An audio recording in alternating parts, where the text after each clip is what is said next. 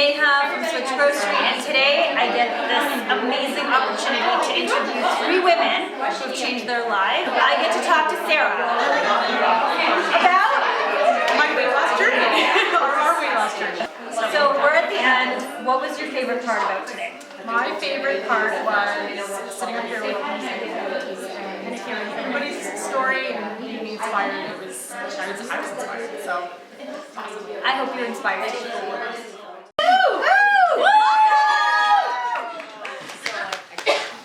Okay, hi everyone. I'm Neha. If you don't know me, I am the founder of SwitchGrocery.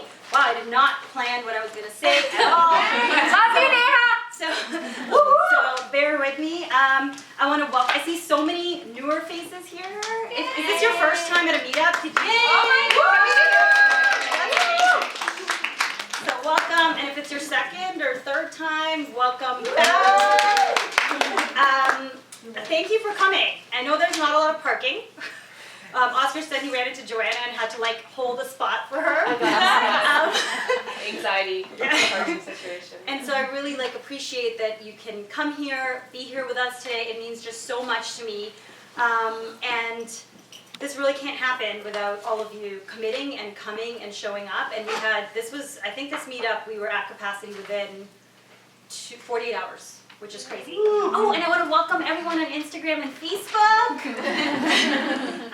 So this is going to be a Q&A format. It's going to be pretty casual with 3 amazing women who are going to be up here in a minute. We're going to have to take questions at the end. I just want to remind everyone it's a non-judgmental space. Like we all do low carb, keto, or not low carb. Maybe we're here just to learn about it. Just calling out Andrea at the back. And so we will, just reminding everyone about that non-judgmental space. We can definitely Instagram the speakers and take pictures. They've said yes, but people around you may not like their picture taken. So that's just something also to be mindful of. Housekeeping, there are 2 bathrooms, if you didn't know. So there's one bathroom right there, and then there's one bathroom in the middle. There's nobody in our videographer's way, so that's good. If you want to get up and take a bathroom break, no problem. There's Bald Baker cookies, there's water, there's coffee, so get up and help yourself to anything that you want. And the 3 wonderful ladies are going to stay behind at the back to ask questions, and we're all going to mix and mingle after. So we'll get started. I also want to thank 4 people who showed up early. Stella, Oscar, and Kelly at the front have been here since 10:30 helping move this whole place around. As you see, building some muscles. And Colleen, Keto and Tio, has been doing check-in. I think she's still doing check-in. Where's she here? Oh, she was doing check-in. And so, I didn't talk at all about Switch, but I'll tell you a little bit about Switch. I started the company 2 years ago when I couldn't find low-carb products and keto products. This was actually, I went keto almost 5 years ago, and I follow a mixed keto-paleo lifestyle. And now Switch is transformed. We support small businesses. I really, really, truly believe that innovation and amazing products are made in the homes of people. So I was like, oh my God, that's so funny. Instagram's funny. Innovation. And so not only do we sell products, the products that we carry are all small businesses. I love them. We started with 80% US products, and now we're 50% Canadian products. And we're also expanding to the US this year, so I couldn't do it without your support. I can't believe we're here. And the meetups have become organic. Some of you have helped me with them, and they keep growing. And I'm just grateful that we're just here to keep learning together and growing together. So that's what Switch is all about, and that's who I'm about. I'm also an accountant. And I'm proud. I'm a proud accountant. If anybody's in tax or busy season, I'm thinking of you. And now, without further ado, I am welcoming Mina, Amanda, and Sarah.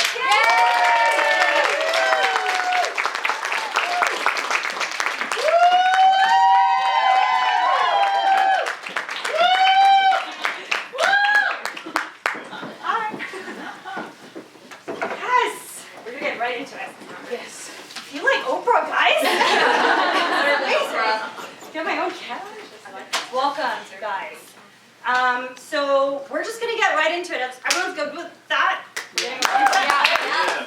So the most awkward question, we'll get it over with right away. If you guys wouldn't mind, if people don't know you, introducing yourselves, telling us a little bit about yourselves and who you are. Okay, starting with Mina. So I'm Mina, mindful of Mina. I am a mother of 2 beautiful daughters, one who's sitting with me here, and a wife to a wonderful husband. In September 2016, after a really hard year, I was diagnosed with Hashimoto's disease and type 2 diabetes. And it wasn't until February 2017 when I decided that I really needed to change my life. And I wanted to never be on a diet again. So I decided to embark on a journey of mindfulness. Sorry, I just need to breathe. So this is so today I eat low carb, grain-free, mostly dairy-free diet, and I maintain ketosis by eating no more than 20 net carbs a day. That's it. I made notes for myself. I tend to choke up a little bit here. My name's Amanda. You might know me on Instagram as Diary of a Shrinking Mommy. Yeah, I live in Winnipeg, so I flew in yesterday. Missed the snow, thank goodness. And yeah, I've got 2 kids, and my husband is over there. It's his birthday today.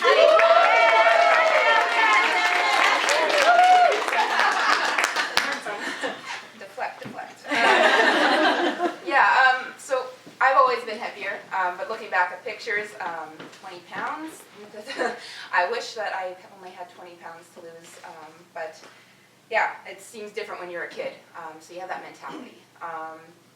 But yeah, as I grew up, I graduated, moved out of my parents' house, I worked in a restaurant, I lived a very fun lifestyle, and I didn't really know a lot about nutrition, and weight came on quite quickly.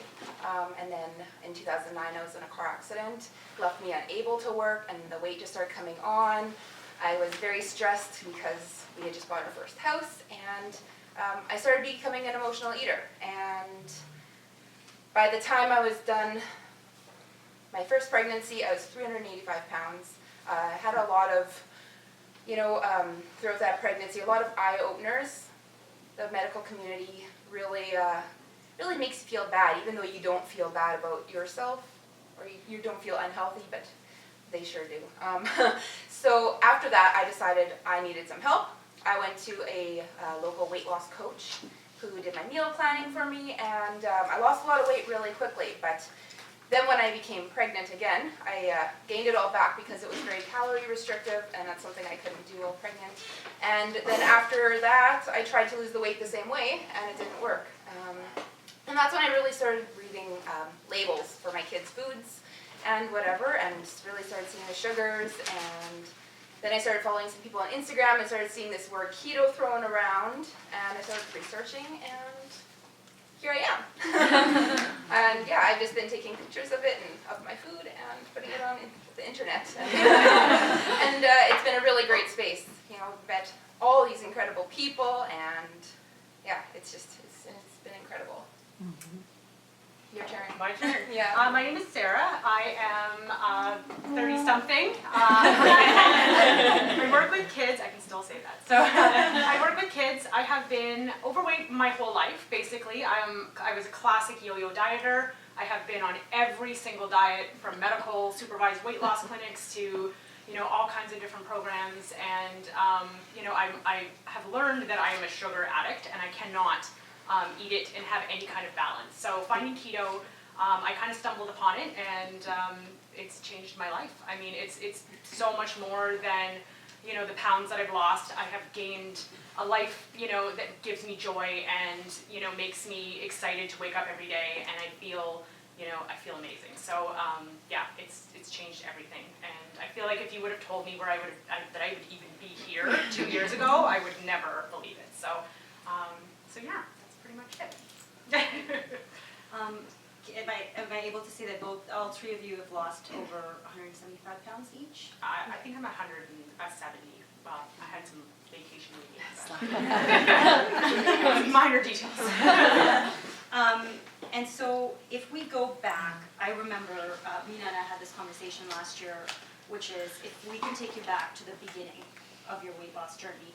And I mean, I remember mine, I remember there was this day where Brian, my husband, was going up stairs and I couldn't. Like I was just out of breath, and I remember that day because I've always been a yo-yo dieter like you, Sarah, and I just remember being like, this is it. I can't climb stairs. I'm in my early 30s and I can't do this without being out of breath. So if you can take us back to 170 plus pounds ago, and that person, the girl that you posted about, that person, what did you feel physically? What did you feel emotionally inside? If you can take us back to that, because I know there are people who are there right now. Yeah. Sarah, You want to start with me? Yeah. Okay. So, you know, gosh, I was 344 pounds. When looking back, I was in a depression. When I first got found keto, I was seeing a reproductive endocrinologist for infertility, and I did lose about 60, 70 pounds. And when my fertility journey came to an end, I was devastated, and I was angry, and I literally went on a year-long binge of just self-hate. I mean, I just ate and ate and ate. And when I finally stepped on the scale, I was over 350 pounds, or 344 pounds. But I knew, before I even stepped on the scale, that my body had reached its limit of what I could handle. Like, I was waking up every day with chronic pain. I had chronic plantar fasciitis. I had borderline high blood pressure. Every time I would go to the doctor, they would threaten to put me on meds.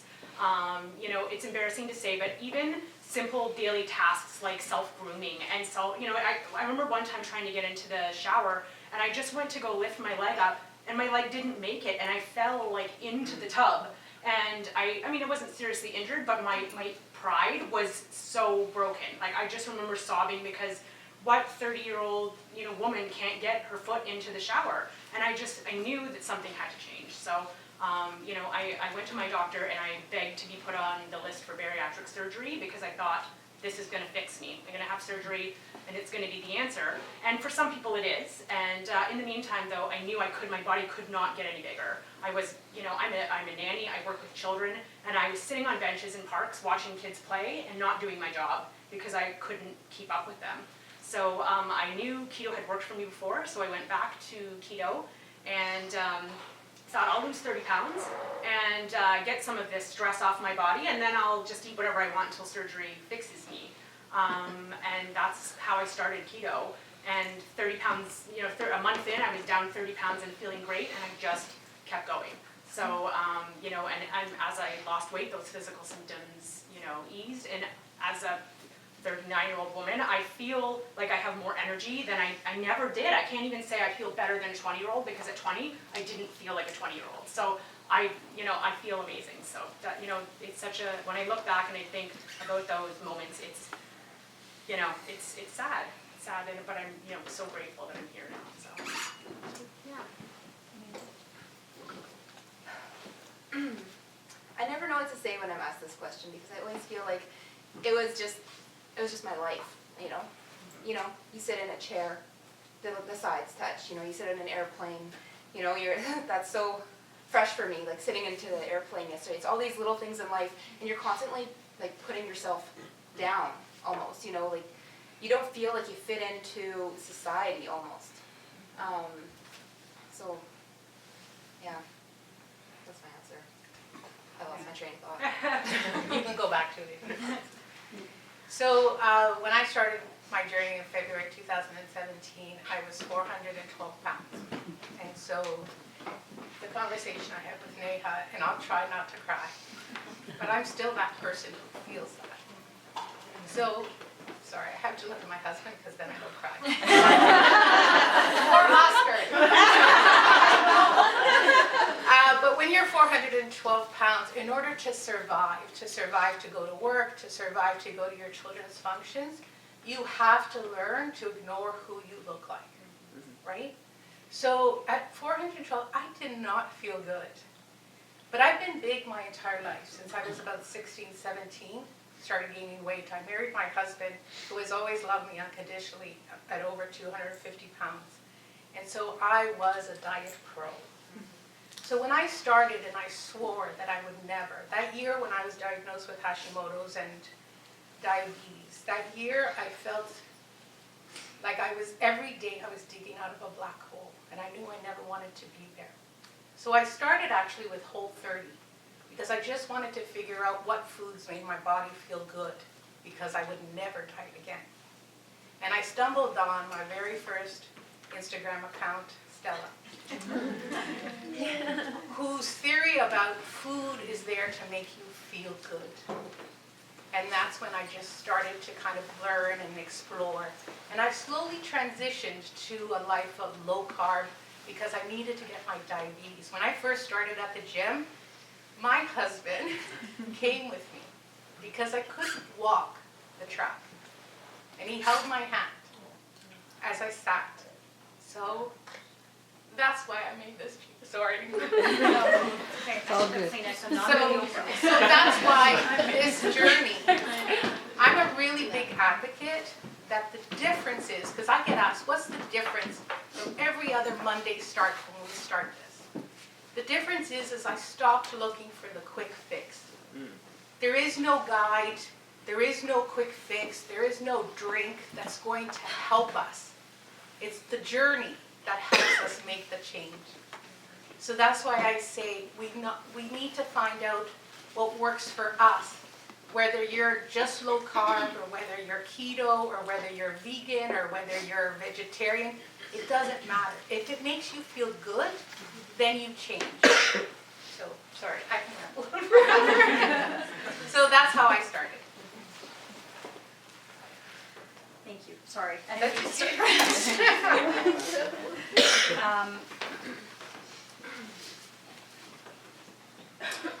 So speaking of Stella, she had this push in February, and it was called Mental Fitness February that she did on her Instagram, and I learned a lot personally. And so I wanted to talk about things like resilience, or the fact that it's a mental game, and just talk about how much of your journey do you attribute to mental fitness, and how did you work on yourself emotionally and mentally through the journey. Amanda. Okay, so I think weight loss is probably 99% a mental journey. I always say that my body could always do what I asked it to do, but it's enforcing it, and it's doing it day in and day out, and it's just building the new habits. You have to make your why bigger than your want, and it's a hard thing to learn. You have to retrain everything that you've done in your life. Like, you have to get uncomfortable. You have to make the change. And you go for walks every day. I sure do. Weather, whatever the weather is. I had over 30,000 steps yesterday. Our GPS kind of took us on a few wild goose chases. But it was nice. The weather was great. Yeah, it was perfect. So when your mind tells you don't do it, I'm tired. You know, all these new habits that you had to develop, because I was, I'm not walking as much as you are, but how did you over the last couple of years train your mind to stop saying, like, that noise of just sleep in, or don't get those steps today? How did you do that? I don't know. Just practice. Was it practice? Just practice every day. It feels good, and it feels good to feel good. It feels good to feel good. You just have to get up and do it, and as you do it, you create these new habits, and all of a sudden it just feels like your everyday life. And I know it sucks in the beginning, and I often forget about how hard it was in the beginning. Like sitting here and writing these things down on the plane yesterday, I was just really taken back. But yeah, if you see something, you want it, you reach for it. If you want it enough, you're gonna do it. I feel like, I had to get used to saying no to myself. I mean, that is a huge thing. I was full of excuses. I was full of, I still catch myself having thoughts where I think, like, I deserve something. I remember sitting in McDonald's and a woman was eating a Big Mac and fries, and I kid's meal or something because I was calorie counting, and I remember thinking, like, it's not fair. Why does she get to eat a Big Mac and fries and I have to eat 4 nuggets and apple slices because that's what fits in my calories for the day? And I remember feeling kind of, you know, mad, or that, you know, this woman, and then I thought, you know what, you don't know this woman, but this woman could have run 20 kilometers this morning. Like, you have no idea what someone else is, you know, has done. But you have to just learn to say no to yourself, and I promise when you get in the habit of saying, you know, I don't need this, you'll never regret something you didn't eat. I mean, it's true. I mean, my family used to go to this, as growing up, I used to go to this dairy bar, and my mom and my niece and nephew we went to take them there for a treat, and everybody got an ice cream, and I was fresh into my journey. I mean, I was a month in, and I wanted to have that memory with my family of having ice cream. And I said, you know, to myself, like, you don't need it, you don't need it. I was mad, I felt angry, I felt like I was missing something. And I ended up getting a can of Diet Ginger Ale and a pepperoni stick. And we were sitting on a bench and I couldn't even get the pepperoni stick open. And I was ready to like beat someone. I was so mad that I was just like, grr. But you know what, when I look back, do I regret not having that ice cream? Like, it was about spending time with my family. I still had to, you know, got that experience. You know, it's just, you just have to get used to being like, I don't need it, you know, you don't need that. And once you can cut the crap and kind of be like, you know, that's baloney and you don't need to do that. You find food freedom. I don't feel so emotionally tied to food anymore that I need it to complete something. So, you know, that's you know, that's the strongest thing for me. Sometimes I have to say, is this worth it? Do I need this? Is this going to complete my life? Is this going to change my life? No, it's not. It's an ice cream. It's fine. And, you know, that's what works for me. So I have to have regular check-ins with myself, and I do, and that's what works. So I think you guys probably get asked this question too, but it's like, oh, why are you so motivated? How are you so motivated? Yes. And I keep saying, I don't know what night you're looking that looks like motivation. Yeah. What is motivation, right? And so I suffer from anxiety and a lot of negative self-talk. And so I've learned for me that person, I call her something else, in my head, will always be there. She just will. And so while she's trying to convince me to not go to the gym, I still put on my pants. While I'm driving out to go to the gym, and I'm thinking about McDonald's and pretending that I'm ordering for a family of 4, I go to the gym. So for me, that person is not going to go away. I just need to stop listening to her. So you need to figure out what you call motivation and stop waiting for someone to save us. We need to save ourselves, and I think that's what we're saying, right? So I told my husband, it's been 2 years since I had a French fry. Why? Because I don't eat that way anymore. So it's that I deserve it. Yeah, I deserve it made me 412 pounds. Yeah, right. So I always say it's not like I'm not motivated, I'm dedicated. It's not, you know, it's not about motivation, it's just about consistency, and it's about, you know, committing to something. I've committed not to eat sugar, and when I made that commitment, I stick to it, and I know one French fry. I remember one time having a sore throat, and I was doing keto the first time, and my mom said, I couldn't eat anything, and my mom said, well, why don't we just go to McDonald's and we can get a milkshake? You haven't had anything to eat in 2 days. And I said, okay, well, yeah, I mean, but, you know, I haven't eaten in 2 days. I had one milkshake, and I swear a month later, I was up 30 pounds. And I was just like, what happened? Like, I don't even know. It was like a banana peel. And I know that about myself, so I just don't do it. And that's how I roll.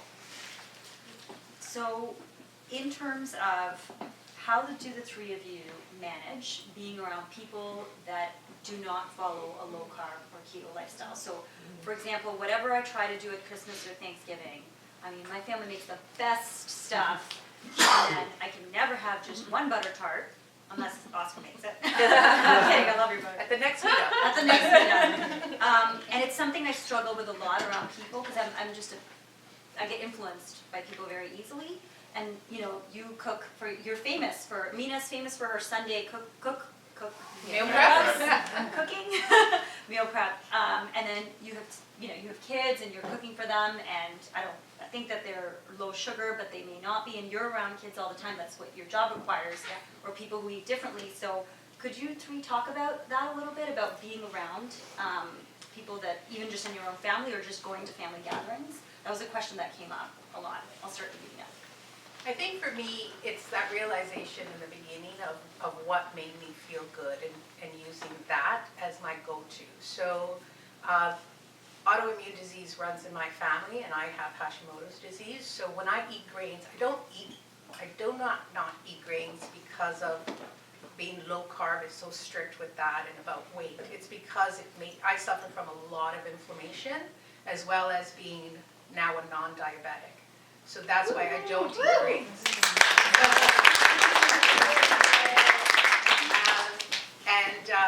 So I just, that's why I don't eat certain foods, right? I don't eat dairy, not for no other reason that it bothers my stomach, right?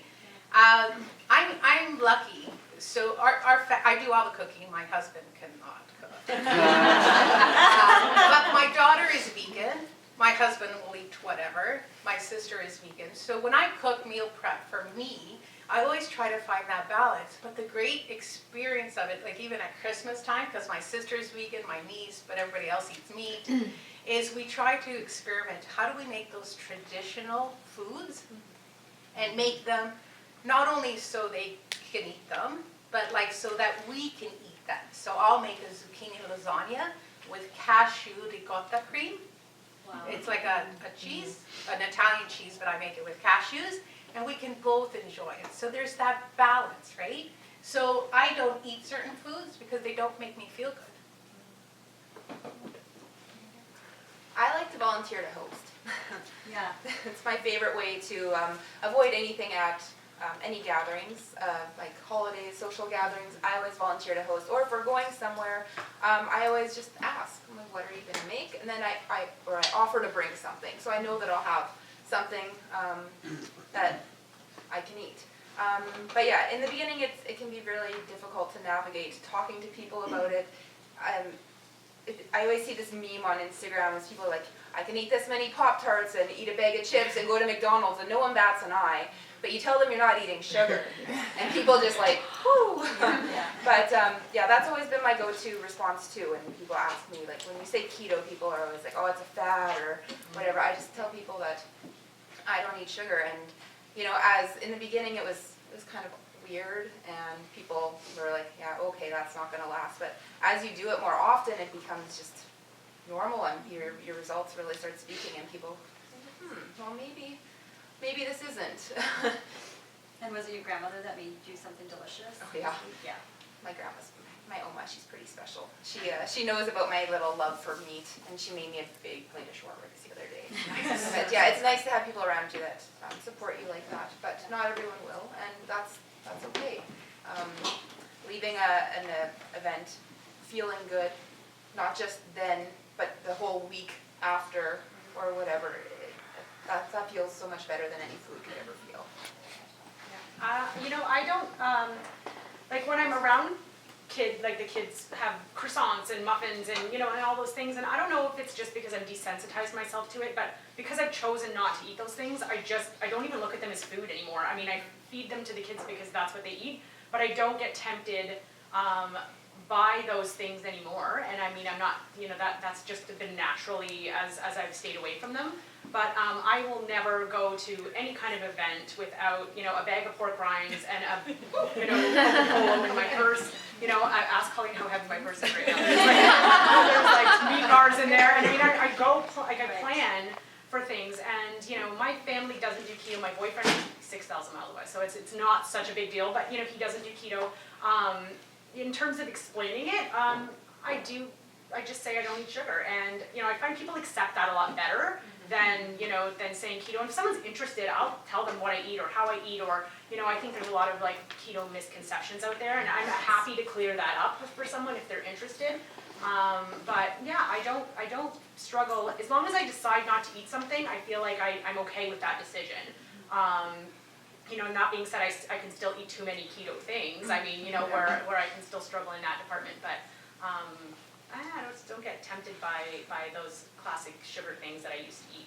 So. Yeah. And going in with a plan really helps Always too. a plan, yeah. I like that. You know, if you know what's going to be there and you think about it, like Meg, she's not here. I bet she's watching. Yeah. But her term net positive always rings a bell for me. So, you know, if you're gonna leave and you know how that food's gonna make you feel after, whether it's gonna be physical or mental, you know, is that gonna be worth it to eat that food for you? And if it is, if that, you know, cake or whatever it is worth it, then eat it, go home, smile, and deal with it, and your body will regulate itself out. So, yeah, just go in with a plan and stick to it, or change it if you need to. Just be flexible, just commit to it.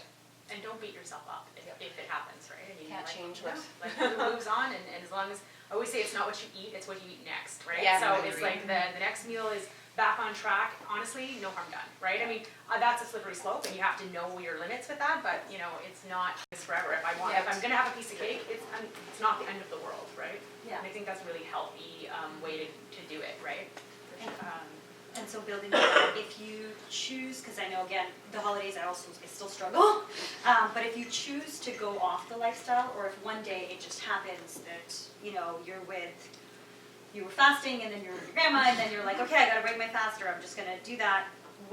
Can you talk about that a little bit more, about sometimes that you've gone off the lifestyle, like vacations, either whether you've chosen to or it's just happened, and how do you turn that around? Like, I bought a bag of potato chips the other day from Organic Garage, and I bought a small one because if I had bought a big one, then I would have eaten all of it. And then after I texted Kelly and I was like, oh, I ate a bag of potato chips, and she's like, have some Eve's crackers, you have them right here. But that really helped me, just buying one bag, and then it was done. But then, so could you talk a little bit more about that, about what you do to kind of get back and turn that train? I think for me, so when Christmas comes, it's you said it right. Like, I will stay low carb, but I don't count calories, and I'm okay with that, right? Okay. And so this Christmas, that went on for 2 weeks. So I couldn't pull myself back, and then it was excessive snacking and stuff. So January, it's kind of just remembering why, like, start tracking again, start being, you know, the snacking limitations, so you can't eat too much of low carb, keto foods, right? But it's just remembering, I've got a goal, right? And I wrote a post about it today because I started to feel like guilty for reporting my weight loss. But you know what? I have a goal, right? I gotta get this all tucked in. So I gotta reach a certain goal weight in my head, not a chart the doctor said or anything like that. In my head, that's where I want to go. And so I just needed to rein it in. I looked for help. I asked my husband, you see me eating too much snacks? Because I have a problem with peanut butter. You need to tell me. So sometimes it's okay, right? Like you said, it's about what, I like that, you said that. It's about what you do next. And sometimes that takes you 2 to 3 weeks, because I gained, I think, 20 pounds in a week, like easily over Christmas. And I just now finished losing that back, so now I'm back to where I was. And so, yeah, you just do what you have to do. You just have to move on. You just have to move on. And I think it's important to say too, to be kind to yourself, because sometimes you can't move on so quickly, especially if you've had sugar and it just triggers something in your brain. It is so sneaky, that sugar sometimes. But just to be really kind to yourself. Because if you get into that mental place where you start beating yourself up, you see the bloating and your stomach's upset and you see the number on the scale, I think it's really important to know that that will pass. But it's very easy to slip into that mental space where you don't feel good about yourself, and then you start, for me, being an emotional eater, you start feeding that emotion. So I think, just make sure you give yourself a hug and just make your best decisions. Don't do anything extreme either, because that can set off a whole new whirlwind of things. We were talking about the egg fast. Yeah, well, yeah, I mean, I think that's totally normal, right? People panic and, and start looking for ways. And I mean, there's nothing wrong with doing those things if you want to do them. But if one's coming from a desperate place, like I need, a restrictive place, a way that like isn't gonna, are you gonna eat eggs for the rest of your life? No, I mean that's, it's a means to get drastic results really quickly, and you just have to, everybody's done it. I've done it. I mean, everyone falls into that sometimes, but I have, when I do go off plan, I set really kind of that, like I set a goal for myself. So like I went away at Christmas, I ate all the things, I gained 17 pounds, and when I came back, I have this thing where it's like as soon as my ass hits the tarmac policy, I mean it. Like I will eat whatever the plane offers me, but as soon as my butt hits the ground in Toronto, I am back on keto and like back to basics. I mean, like we go back, no more, no treats, just things that make my body feel good. And that seems to work for me when I have a plan in action, and I have to sometimes have like a little reality check with myself. Like when I landed, I thought, well, it's Saturday. I would really like to sneak a sushi trip in with a friend, and I tried to make plans and they kept falling through, and I was just like, you know what, universe, I hear you, and we are just gonna get back on track. And I did, and you know what, that kind of thing, sometimes you have to be tough with yourself and be like, this is not a good idea, because I know that it's a slippery slope for me, and I could really, undo, I will never lose the humbleness of knowing that I could be back where I was, like that. It's I feel like I walk a fine line, and I feel as strong as I feel today. I have literally lost hundreds of pounds over the years. I mean, and gained it back. So I have respect for this way of eating, and I have respect for my body, and I have to maintain that. So, and I do that by setting rules and boundaries for myself. I'm just absorbing. Amanda, Yes. could you talk a little bit more about the carnivore lifestyle and how it's worked for you? And I mean, I know you've told the story on Instagram a couple of times, but people may not be familiar with. Amanda's now on a mostly carnivore lifestyle. No, I totally. 100%. Yeah.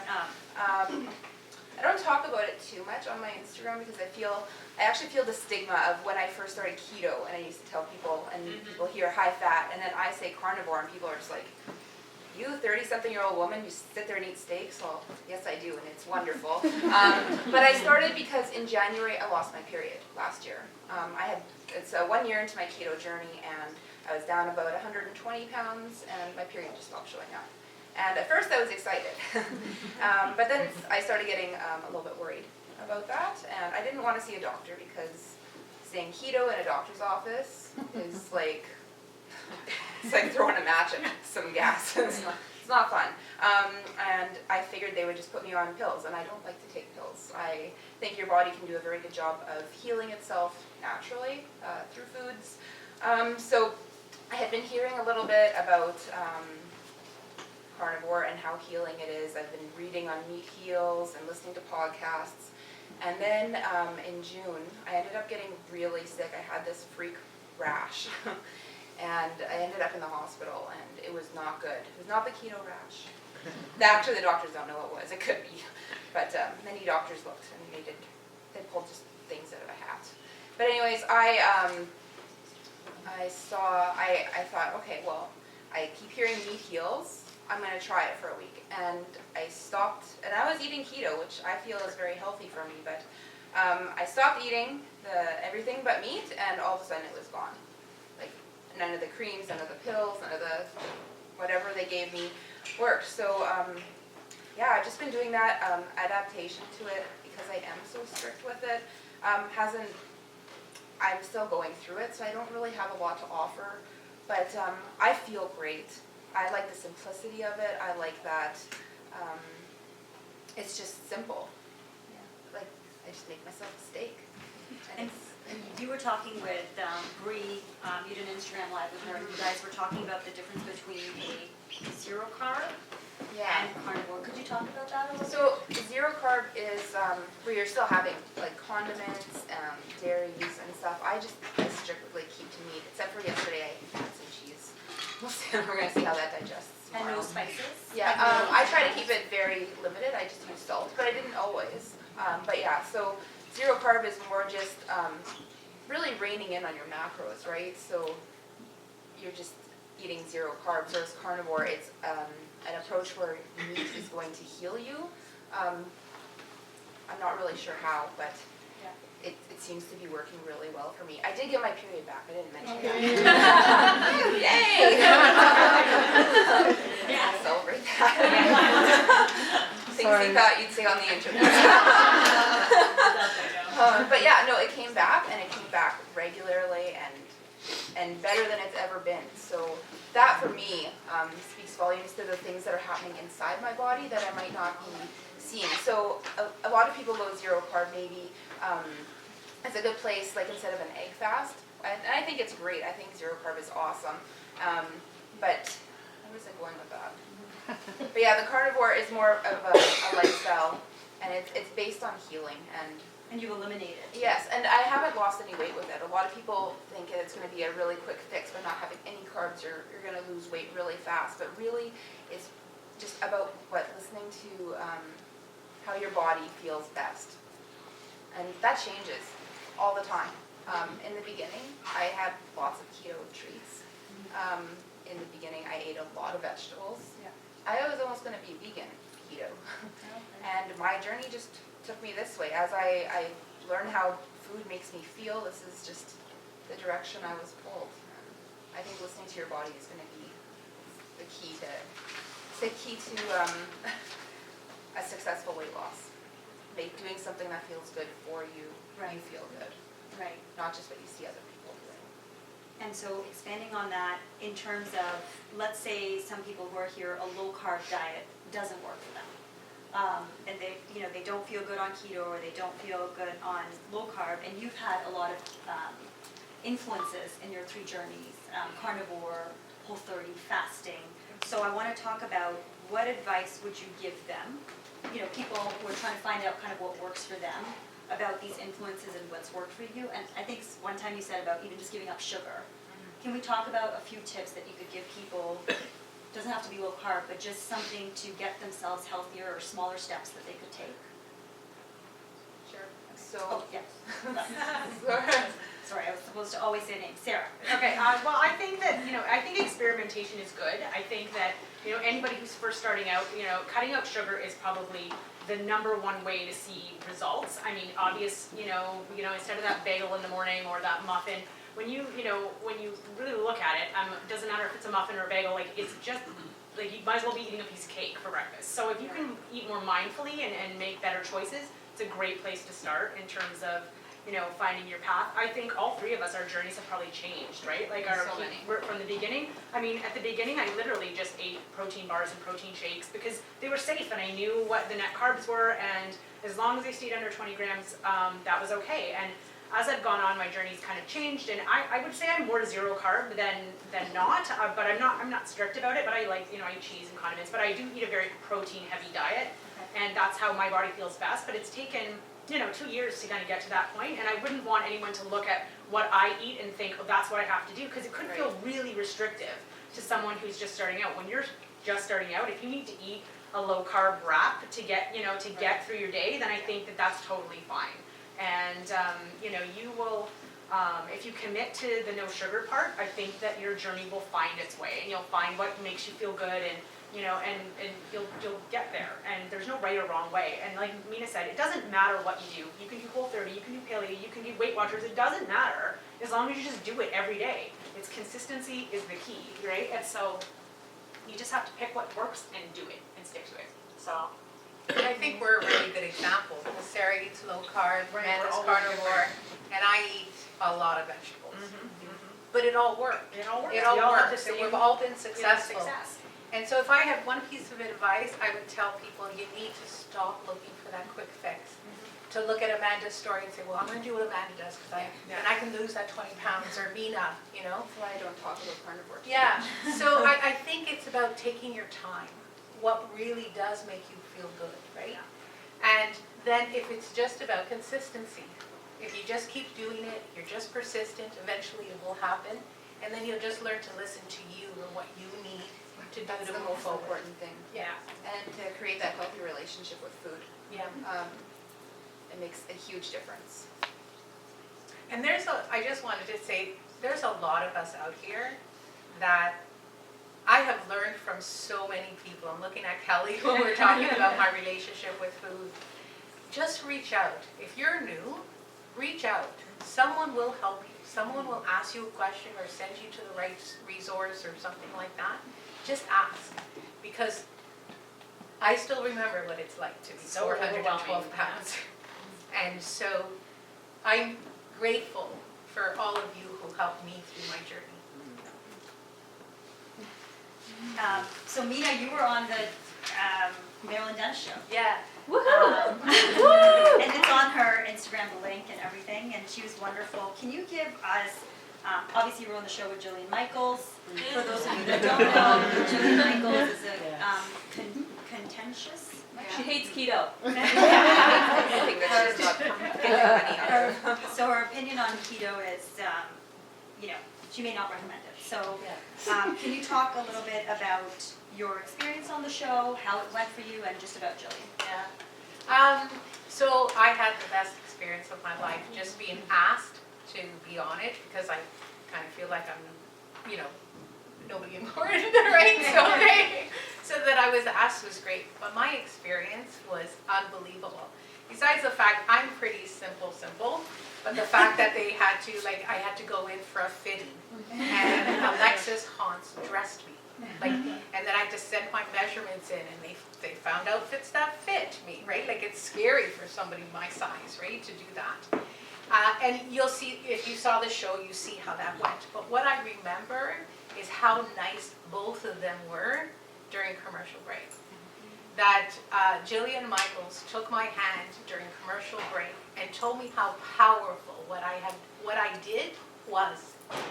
And so when I look at the negativity, because everybody's trying to sell it, what I learned, it's whether it's Jillian Michaels, whether it's a family member, whether it's someone that you meet on the street, you will always face negativity. Part of the brilliance of learning from Stella and mental wellness is about learning how to not make that affect you. When you're big, things affect you. So part of the journey, it's not just about food, it's not just about exercise, it's just about being good with who you are. So the negativity from Jillian, because a lot of people reached out to me and said, oh look, it didn't bother me. Because you know what? My experience was fantastic. And that's what I'll take away, because what I remember, and Marilyn Denis, fabulous. Her team, fabulous people. But also Jillian Michaels was really kind to me, and that's what I remember. That's great. Yeah. Sarah, we were talking on the phone this week about anxiety. Yeah. And I really appreciate you being open about that with me. And I know a lot of people in our community would be able to identify with anxiety. Can you talk about, how you're dealing with anxiety through this weight loss journey, how you've dealt with it, and how your support system has kind of changed? Because sometimes we all rely on food. Yeah. And can you talk about your support system now? Yeah, so I've suffered from anxiety as long as I can remember. I was an anxious child. I grew up with a learning disability, which contributed to low self-esteem and low self-worth. Anxiety, was something that I always dealt with. So I look back now and realize that I was using food to soothe. I'm a bottler. I'm not one who talks about things. My anxiety can run the gamut from just general, feelings of kind of impending doom or feeling like negative self-talk or self-doubt to full-blown panic attacks where I have literally been laying on the floor of a GO train, and I can't get up. It's been something I've always struggled with. So the first thing when I started keto, I decided that I needed to start facing some of these feelings because I knew if something was going to change, something has to change. I can't keep soothing these feelings, so I need to feel them. So the first thing, my boyfriend is a huge talker, and he, so whenever I'm anxious, I'll call him sometimes, and I don't even say hello, and I'm just like, I'm having a really anxious day, and he's like, what's wrong? And then he makes me talk about it, and honestly, I can literally feel my level go from a 10 to a 5 to a, okay, I'm okay, and So that's been really helpful. Stella's like, you know, she has a circle of concern versus a circle, and that's something I use all the time as a tool. I use meditation, I use YouTube like breathing videos. I feel foolish, but I'm in my car going like, you know, and those things have really helped me. And, you know, I don't use food to soothe anymore. And sometimes I just, you know, I think you have to get used to being uncomfortable, and those feelings will go away. Like they will, you know, go from a 10 to a 9 to a, you know, to a 5. And, you know, I just have these tools in my toolbox and I use them. And I'm coping. I feel like, you know, I'm not, you know, on medicine anymore. I don't, you know, there are days where I have bad days and there are days where I have good days, and, you know, it's something I'll probably always have to deal with. I don't think I'm ever going to be like, oh, I'm cured of that. But, you know, having those tools to work through it really, you know, makes me feel so much more in control of, you know, of those feelings, because they can take over. You know, that negative self-talk and the doubt and all that stuff can really just tear you apart. So, you know, I think that while I've lost a lot of weight, and I'm proud of that, and that is a huge part, I think that I'm even more proud of the mental fitness part of this journey than the physical, you know, pounds that I've lost. So, yeah. Thank you.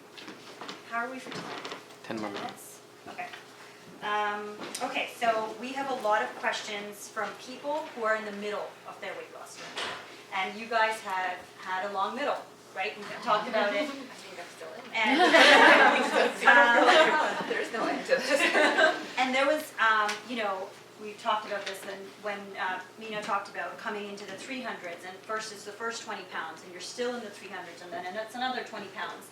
And it's, how do you, I know that you've talked a little bit about motivation, but a lot of the questions came that, you know, some people started the keto journey 5 months and then stopped, or are kind of at a stall or stuck a little bit.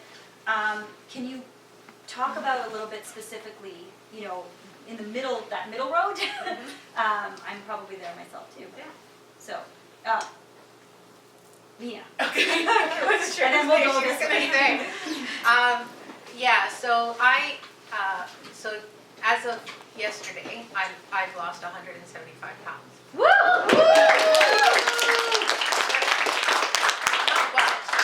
But I still weigh 237 pounds. That's where most people start. That's where a lot of people start. And so it was extremely deflating, is that a word? Yeah. When I would start to use social media, like to look at social media and to see some people out of not being malicious, but to talk about how they felt, for lack of, gross or something at 200 pounds. And I'm thinking, oh my God, that's my goal weight. So when you're at 390 and you want to celebrate because you're out of the 400s, it's hard, right? But that's where it's mind over matter. It's about just keep going.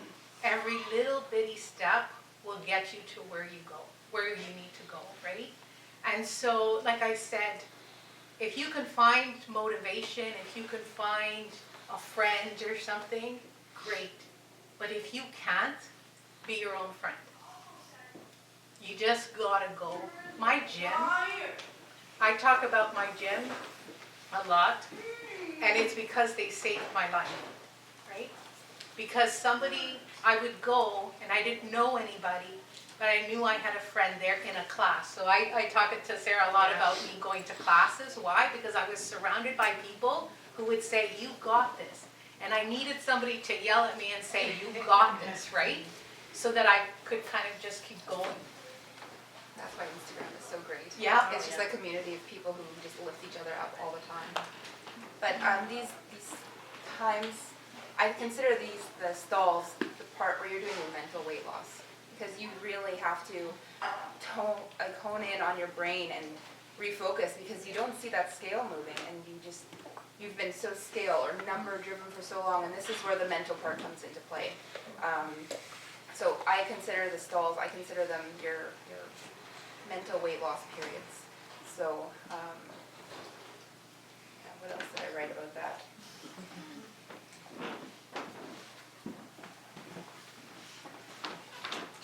Oh, I also wrote that weight loss is a side effect of a healthy body. and sometimes in these mental stalls or your body is doing things that might not be reflected on a scale too, which is very important, especially as women. There's lots of hormonal things that happen. So, see, this is why I don't talk. Oh. But yeah, there's a lot of healing inside, especially with keto, that happens hormonally and stuff. So it's really important to not focus so much on what the scale is telling you, and just keep going every day, one foot in front of another. Just do, and just find what, this is also where you're going to find how you make it a lifestyle. I also think it's a long journey. I mean, at the beginning, you're so focused on, each step, each 10 pounds, but as you get closer to maintenance, you're just like, this is never going to end, right? Like, this is never going to be a point where, like, I'm cured, bring on the donuts. Like, that's not, It's not? it's not. Donut party? Yeah, no, it's not, right? You're always going to have to work on yourself, keep yourself in check. It's I came from a place of having absolutely no ability to find balance in my life. So now that I've found balance, it's not like I'm going to get somewhere and be like, oh, now I can eat. I would love to say that I'm going to be able to all of a sudden eat intuitively, and I'll just maintain this, this weight that I carved out for myself, and it's just going to be easy. And I know that that's not the case. I'll always have to be mindful. I'll always have to choose health over, my wants over my needs and stuff like that. So I think that, when you take the pressure off of the numbers, and I'm trying to do that now, it's certainly a process, and, stop looking at the, long road ahead and just live in the moment and work on it every single day. I know, like, Stella does a little chart where she has, like, a new purse, or, and, like, things like that really are helpful in the beginning. And, I used to do something similar, and I would get my nails done, or I would treat myself, and I think that is really good, because it forces you to kind of take care of yourself with, like, self-care, and self-care turns into self-love, and self-love turns into wanting to do better for yourself, right? And when you feel like my body is worthy, my being healthy is worthy, then you will keep you'll keep that going, and it's all positive, right? Like, it rolls, and time passes. I mean, it doesn't feel, I don't know for you guys, but it doesn't feel like it's been 2 years of drudge work. I just show up every day, I do what I do, and I'm living life in the meantime. And if you start going, oh gosh, I've still got 100 pounds to lose, oh no, you can't do that. You can't live there. You have to just live your life, commit, and treat yourself along the way. And that's my best advice. We're time? Are we at 1 hour? Like 4 more minutes. Okay, so we can take one question, and I would love your help in picking this question, because there's like 8 left, because I could talk to you all day.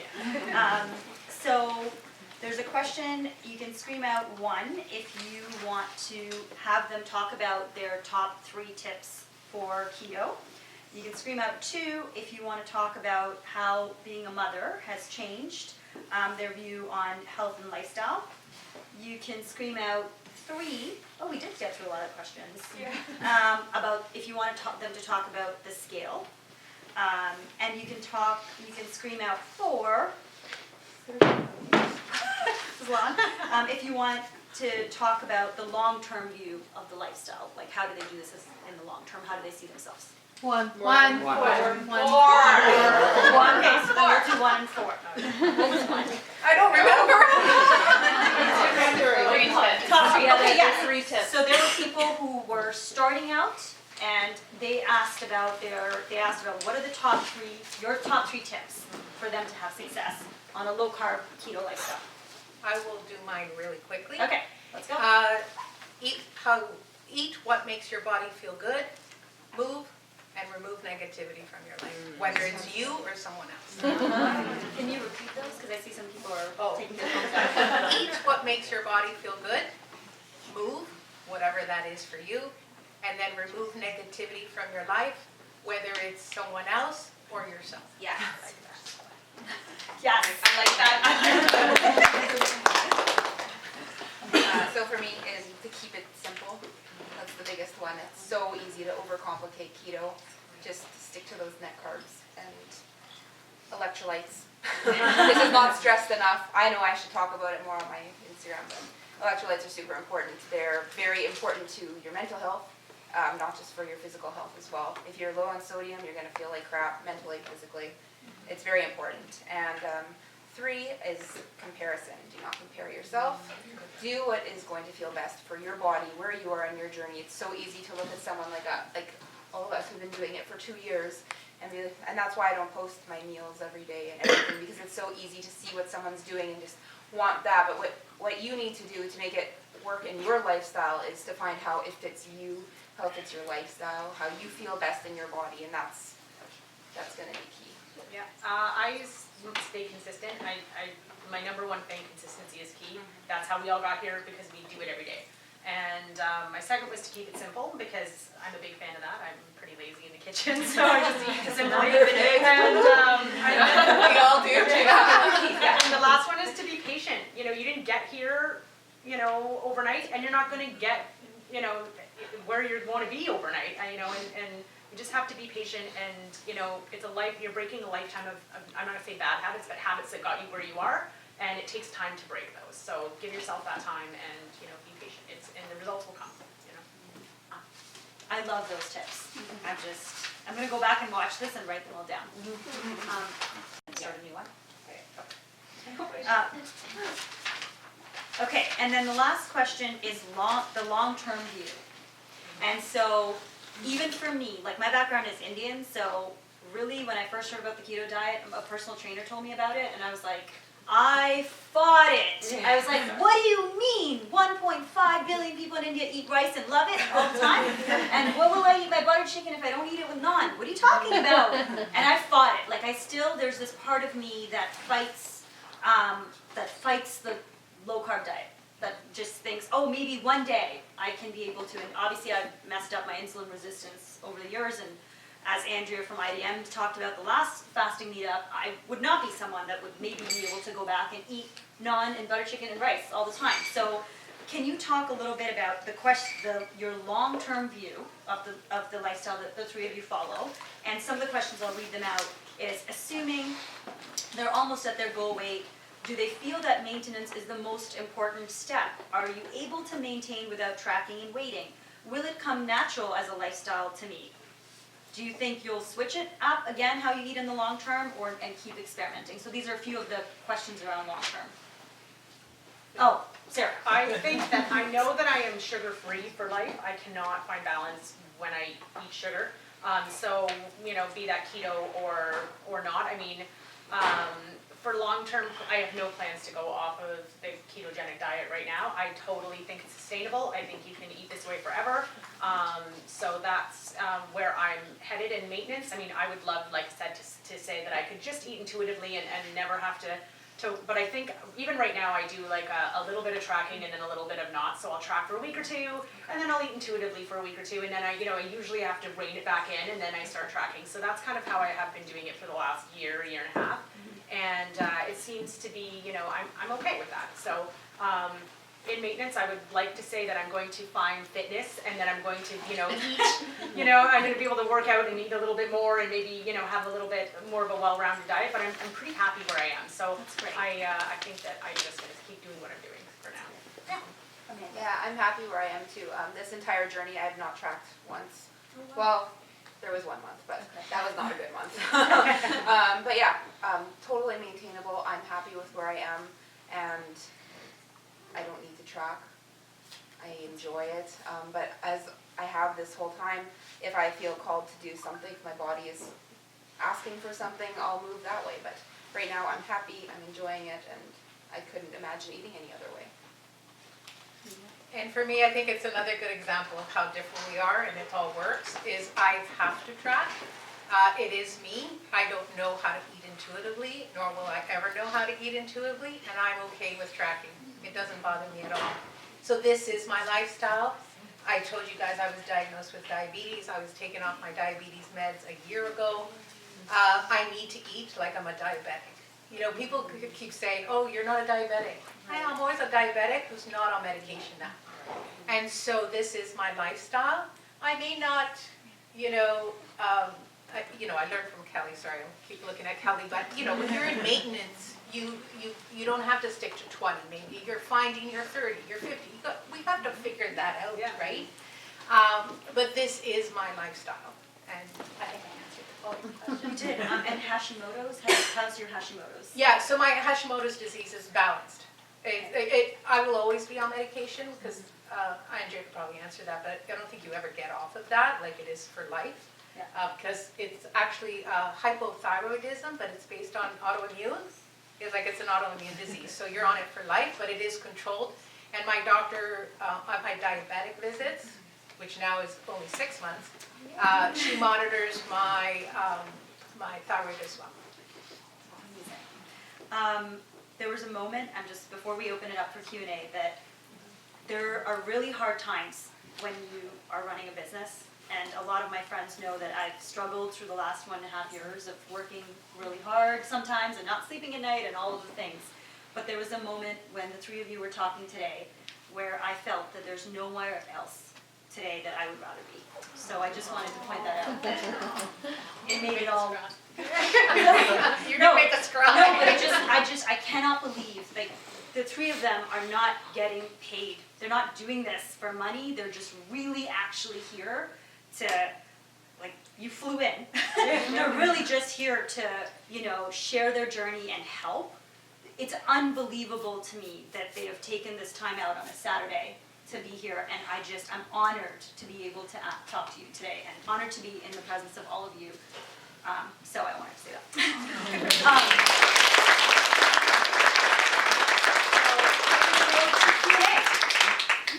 Are there questions? I'd like to have some. Kate. Okay, so I know, Sarah, you're not a mother, but for your other two, how do your children eat? Like, how does this fit into their lifestyle? You gonna go first? Sure. I think it was important, when I started my journey, So can you just repeat the question? yes. So the question is to Amanda and Mina, as a mother, how has this impacted your lifestyle and your health journey? And so, for me, when I started mine, it was all about how do you eat healthier to make your body feel good. So meal prep saved my life, so I meal prep for everyone, so that it was important for me that I wasn't gonna cook for me, and then because they don't cook, they eat pizza and McDonald's and all that kind of stuff. So my family's a good example of difference, and eating healthy means vegan to my daughter, means my husband has cut down his carbs. But you just need to figure out, like, your kids don't, or your husband doesn't have to be low carb, but it's good. I think the change and the influence and the journey makes everybody just eat better, right? Like, better foods is what I'm saying. My kids are a little bit younger. I have a 2 and a 5-year-old. Their diet is far from perfect. We do our best. But my goal is to teach them through watching what I do, including them in the purchases at the store, including them in the food prep and why we're eating what we're eating, like what the food that we're putting into our body, why we're doing it. I want to give my kids the tools to make the decisions for themselves. It's something that I wasn't taught really as a child, so it's something I really want to give to my children. But yeah, we definitely have McDonald's in our house. We do too, don't worry. There was a time when Perfectionism Amanda, here. do you remember when you woke up on her Instagram and they had made breakfast? Like, I don't know, the milk was out, everything was out. That was for Santa. That was Yeah. Santa. So awesome. It was all keto. It was all keto. That was the most expensive soup that anyone has ever made. It was Christmas Eve. My daughter woke up and very early and was cooking a meal for Santa. With every single thing in my cupboard. Yeah, it was everything. Any other questions? I know you touched on this, but my failures are always plateauing. Do you have any suggestions on how to catch it a little bit once you do plateau? So the question is about plateauing. Actually, you're close enough, so I think. Yeah. Go ahead. Sarah. Plateaus happen to everybody. Your body, especially when it's going through massive changes, like, your body needs time sometimes, last month I lost 10 pounds. I had a lot of, vacation weight. And I mean, I can't expect my body to lose 10 pounds again this month, right? I mean, it just needs time to get through that. So like Amanda said, when you're hitting those plateaus, that's the time when you really can be working on the mental kind of aspect. You can always try different things, lowering your carbs, maybe upping your protein and bringing, you can play around with your macros a little bit, and sometimes that's enough to get things moving. I don't know, that's pretty much what I usually do. But yeah, consistency really is the key. You just have to stick it out. It's hard, and sometimes it just feels like you're fighting a war that is not being won, right? But it's all working towards something good. And I feel like they happen a lot on keto, because keto is not weight loss. Our whole lives we've been talking about weight loss, but keto is really fat loss, and fat loss works so much differently than losing weight. It's how you feel, how your clothes feel. But yeah, pushing through them, you really need to stay strong mentally. I've been where I am for the past 4 months, I think, and some days it's hard. But I've definitely gained a lot of muscle in this last 4 months. I won't flex my jacket. I'm kidding. But yeah, lots of mental changes happen too, and just it's hard. But if you're consistent, you really feel like you're doing everything you can do, it will move again. I also have to say that this is not something that I noticed when I was, I had a lot of weight to lose. But now that I'm, closer to, I guess, my goal or whatever, I've noticed that the scale might not move, but my body is changing. So and you don't notice that when you have a lot of weight to lose. But as you get closer, you're like, gosh, these pants, I bought these pants, a month ago, and they're already too loose, and I haven't lost a single pound, or the scale's up 2 pounds, or, so I think that's when you kind of notice those things. It's not so easy when you have a lot of weight to lose, but it does get easier as you get closer to goal. So you just have to keep going. So. I wish there was a magic answer for this one. Yeah, really, there's no real answer, right? Okay, before I start, I just want to say, Neha, you are also here on a Saturday. Oh. Prepping, planning all this, like free beverages. We did not waste a single time to be here. And so thank you so much, very much, for your time and energy always, and your heart. Okay, you know me, I have like a gazillion questions, so I have 2. I've narrowed it down to 2, so you can answer one or both. The first one is, what would be your Facebook status with your relationship with the scale? What is that? What does that look like right now? And then the other question is, what would be a note? Because I know you guys have done this on your stories or post, so I'm hoping it's not too hard, but like, what would be a note to your former self? Like, what's one thing you would tell to yourself? So repeating the question, what is your relationship with the scale right now, and what is a note that you would give your former self? From Teresa, keto for you. So I'll go first. And I love that you always have so many questions.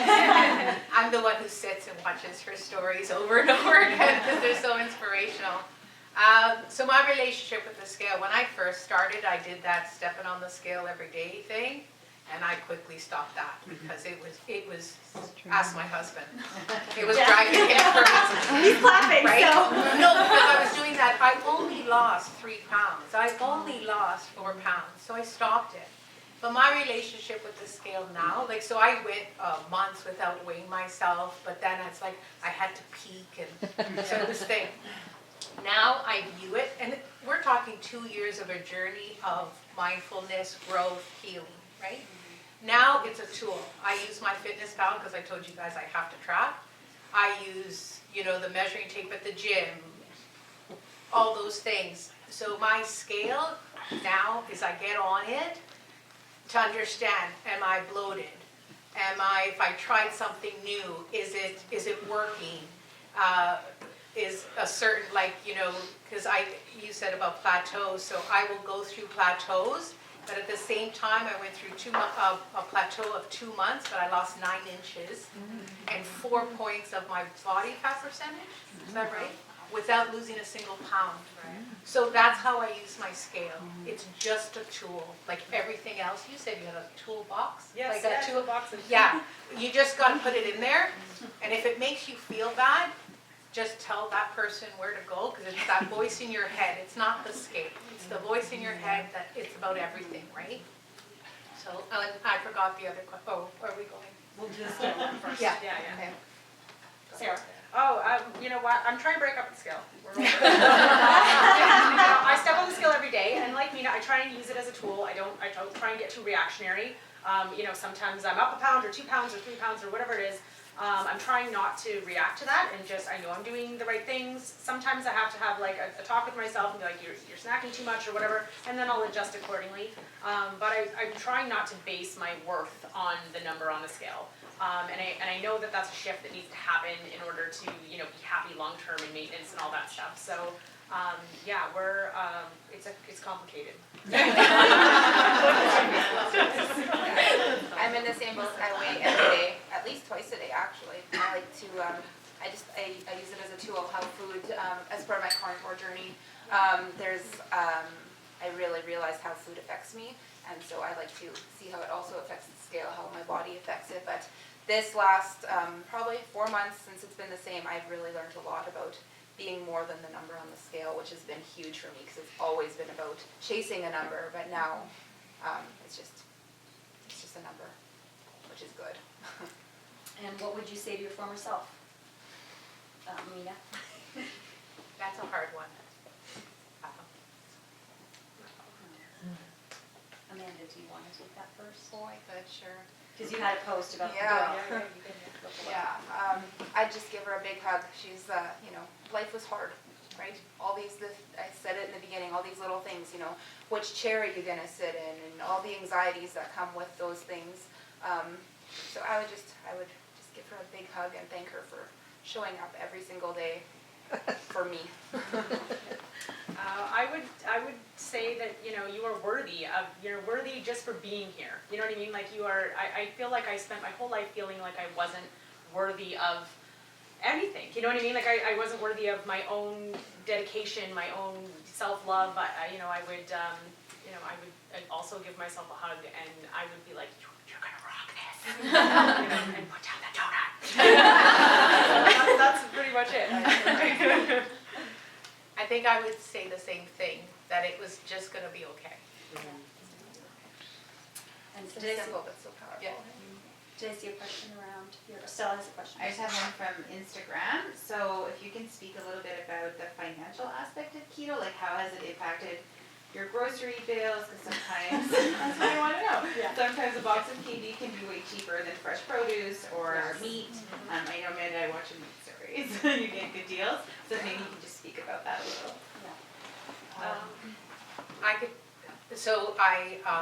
I have not, it's not impacted my finances, except I now have a gym membership. But no, I've always been, I do the flyers, and if produce, like fresh produce now is crazy, so I buy frozen, because it's okay. Same thing. Yeah, Right? right? You know that. And it's always fresh. yeah, so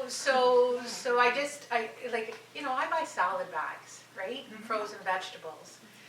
Meat, what's on sale? That's how I plan what I'm gonna cook. Is it on sale? We get to eat it, right? I don't buy, I love steak. My husband loves steak, thank God. But I only buy it when on sale, like really on sale, and then thank God I have a freezer, right? So it does not have to be expensive. I think it totally depends on how you do keto too. If you're constantly buying special things that say keto on the label, you're gonna have a big bill. If you're just eating regular foods, I mean, there's not, all you're doing is cutting out carbs, so technically, you could be having a cheaper grocery bill. Yeah. And we don't spend a lot on groceries in our house. I think, keto doesn't have to be expensive, it doesn't have to be complicated. You could spend thousands if you want to, if you want to buy those kind of keto products. But, I've said before that, you could be keto on a pack of hot dogs if you really had to. I mean, not that it's ideal, but if that was, if that's all you, I joke that I'm meal prepping and I'll buy like a big superstore thing of ground beef, and a thing of eggs and some jalapeno cream cheese. That'll feed me for the whole week. It's just like that, that's it, right? That's how simple it can be if you really want it, if you want it to be. So, yeah. We have even like a fast food keto thing that we went through our intern last summer went through Joanna's entire Instagram and built a blog post of everything she orders at every restaurant. And it actually like gets so many people type in fast food keto. I didn't, and you know, it gets so much. So that's something which I was interested. I was just like, I don't have time. Sometimes we're packing orders, we're busy at the warehouse. I just run over to McDonald's, go to that blog post, and I'm just like, what am I ordering? Yeah. And I'm good. So anyway, we have time for one more question. Joanna. Because you guys have lost a lot of weight, I know that you get questions a lot about loose skin, right? And I see that I kind of know a lot of what Amanda's thoughts on what that are, because she makes posts, and you know, there is talk that within time, that your skin does kind of rebound. But how do you feel about, you know, you're always going to have the loose skin unless you go and have surgery to get it removed. Fast. Yeah. So how do each of you feel about that, and have you considered doing that just to, you know, because you go and you get loose skin here off, and there's 2 pounds more, or you know, whatever. How do you feel about that in moving forward? Because it's your body ultimately as you know, continue through your life, and will that skin hold you back, or are you content with it? I can go first. So I have been consulted for a tummy tuck. That's because I have medical issues. But I have a lot of loose skin. I was 412 pounds, right? And so loose skin will happen. And there's only so much lifts I can do, and I can lift. That's going to make this go away. But I will wear a tank top, because I worked hard for this platform.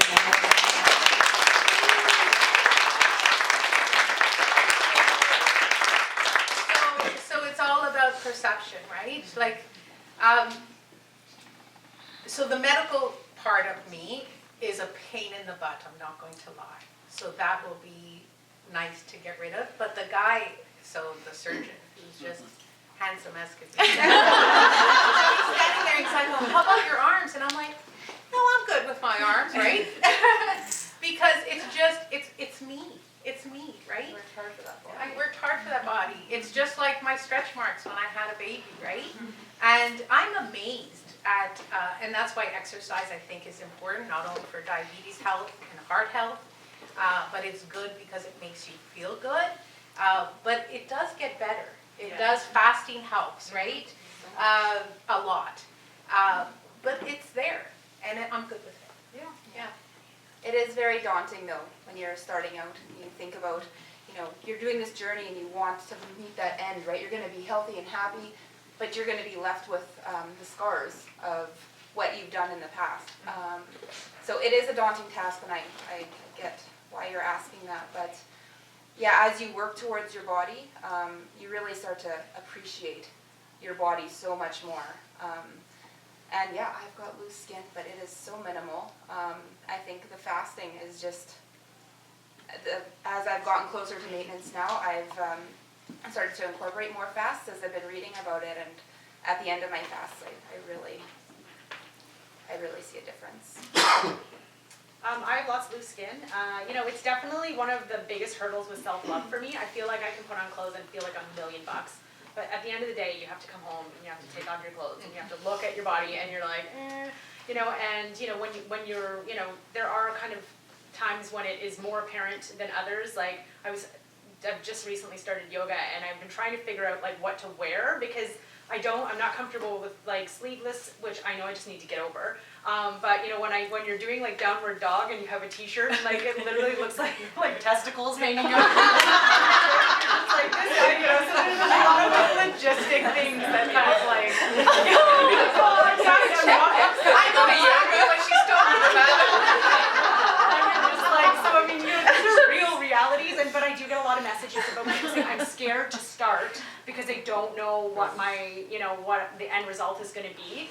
And, you know, I still don't know what the end result is going to be, you know, in terms of when I actually hit my goal weight. And I'm open to surgery in the future. I don't have any plans, but I'm open to that. But yeah, you just have to learn to love it, and it takes, you know, it's an everyday thing. But I certainly wouldn't let it hold you back. I mean, if you are scared of loose skin, like just get over it, because it's going to be there, and you know, you're gonna live with it and you're gonna put on clothes and be like, I am the hot, you know, I'm hot Yeah. stuff, right? And then you know, you just deal with it as it comes, right? It is what it is, so, yeah. Thank you.